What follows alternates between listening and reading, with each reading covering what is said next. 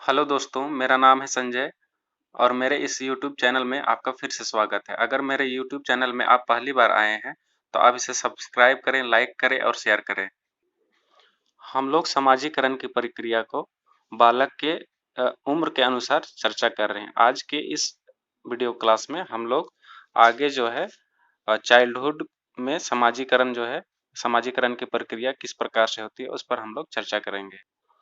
Childhood अर्थात की बाल्यावस्था। बाल्यावस्था को बहुत सारे मनोवैज्ञानिक अलग-अलग इसकी उम्र रखे हैं।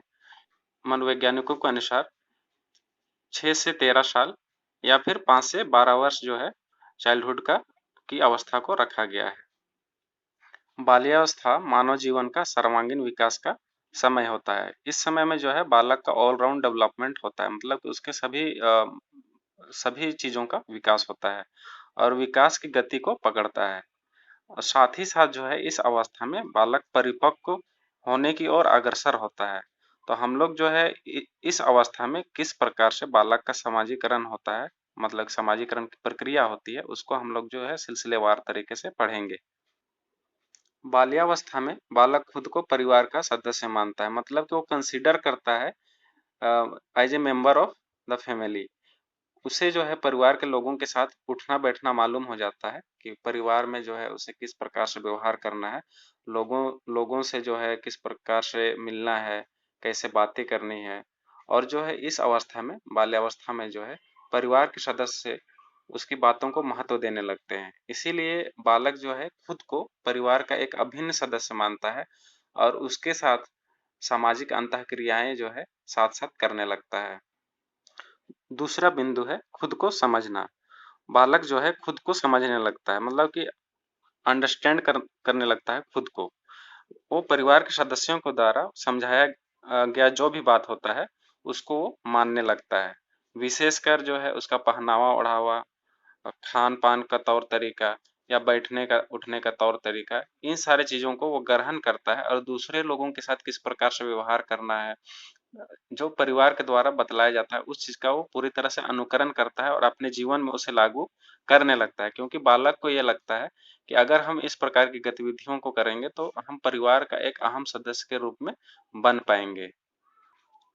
तीसरा बिंदु है विपरीत लिंग के प्रति आकर्षण, attraction towards the opposite sex. इसमें क्या होता है कि बालक के अंदर में ओडिप्स ग्रंथि पाई जाती है, जिसके कारण बालक जो है सबसे पहले वो अपनी माँ के तरफ आकर्षित होता है, अट्रैक्ट होता है, और पुत्री में जो है इलेक्ट्रा ग्लैंड होने के कारण जो है अपने पिता की ओर काफी आकर्षित होती है।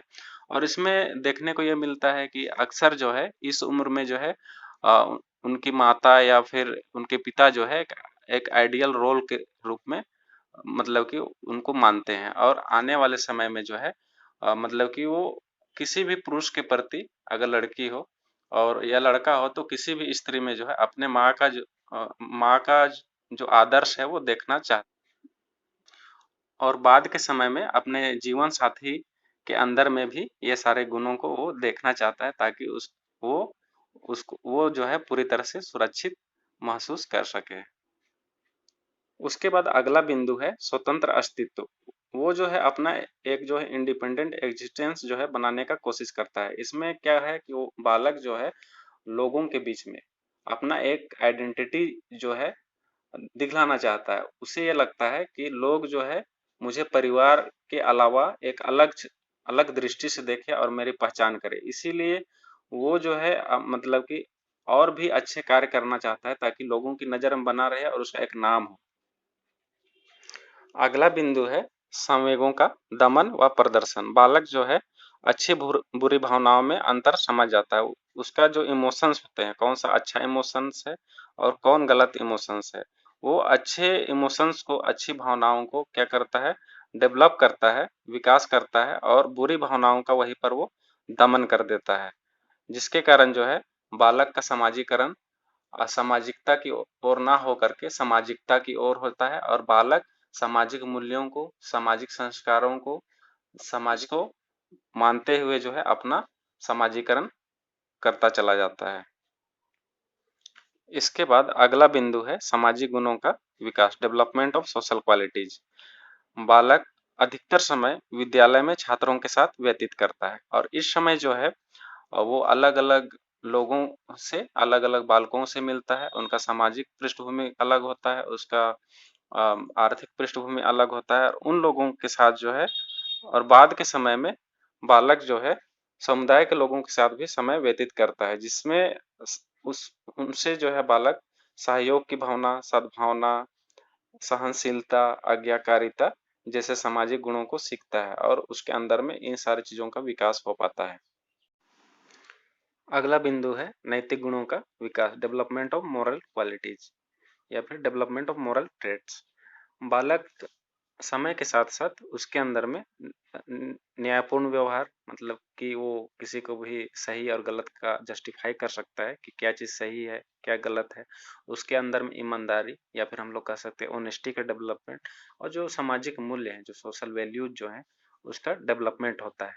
तो बालक के अंदर में नैतिक गुणों का विकास होता है और वो आने वाले समय में इसको प्रदर्शित करता है। अगर इस समय में बालक का नैतिक गुणों का विकास ना हो पाए तो आने वाले समय में भी बालक के अंदर में अनैतिक गुणों का समावेश देखने को मिलता है और ये ताउम्र जो है उसके साथ विद्यमान रहता है। इसलिए जो है इस समय बालक पर काफी ध्यान देने की जरूरत है ताकि बालक बालक के अंदर में नैतिक गुणों का जो है भरमार हो और आने वाले समय में वो एक अच्छा इंसान बन सके और एक अच्छा नागरिक बन सके। अगला बिंदु है बहुमुखी व्यक्तित्व का विकास, मतलब कि उसका एक पर्सनालिटी का जो एक्स्ट्रावर्ट पर्सनालिटी का डेवलपमेंट इस उम्र में होता है। बड़ा होने के बाद मतलब 6 वर्ष के बाद जो है बालक को बाहर घर से देने दिया जाता है, जिस कारण से जो है वो बाह्य जगत में रुचि रखना चालू करता है और बाह्य जगत में रुचि रखने के कारण वह हर एक व्यक्तियों के बारे में, व्यक्तियों के व्यवहार के बारे में, वस्तुओं के बारे में या किसी जगह के बारे में या किसी कार्य के बारे में अधिक से अधिक जो है अधिक से अधिक रुचि जानने की रुचि उसमें होती है और वो उस वस्तु के प्रति या उस कार्य के प्रति जो है अपना ध्यान रखता है और उसके बारे में ज्यादा से ज्यादा इंफॉर्मेशन हासिल करना चाहता है। इस कारण से उसके अंदर में बहुमुखी व्यक्तित्व का विकास होता है, मतलब कि वो मानसिक रूप से, सामाजिक रूप से अपने आप को मजबूत करता चला जाता है, अपना अपना विकास जो है करता चला जाता है। अगला बिंदु है वास्तविक जगत से संबंध। बालक शुरुआती समय में 6 वर्ष से जब वो छोटा होता है तो अपने मन में बहुत सारी कल्पनाओं को रखा हुआ रहता है। वो सभी चीजों के बारे में अलग अलग सोच रखता है और उस चीज के बारे में अपने मन में उसको बढ़ा चढ़ा करके रखता है। जैसे कि हम लोग देखते हैं कि कोई भी बच्चा जो है अपने पिता को क्या मानता है, एक सुपर हीरो के रूप में मानता है। उसको लगता है कि सबसे बड़ा हीरो इस दुनिया का मेरे पापा हैं। तो बालक जब वास्तविक जगत में प्रवेश करता है तो वहां पर की वास्तु स्थिति का उसे ज्ञान होता है और साथ ही साथ वहाँ की वस्तुओं के बारे में, वहाँ की भाषा संस्कृति के बारे में वो जानना चालू करता है और उसके ज्ञान में वृद्धि होता चला जाता है और दुनिया की जो वास्तविकता है उसके बारे में वह जान पाता है।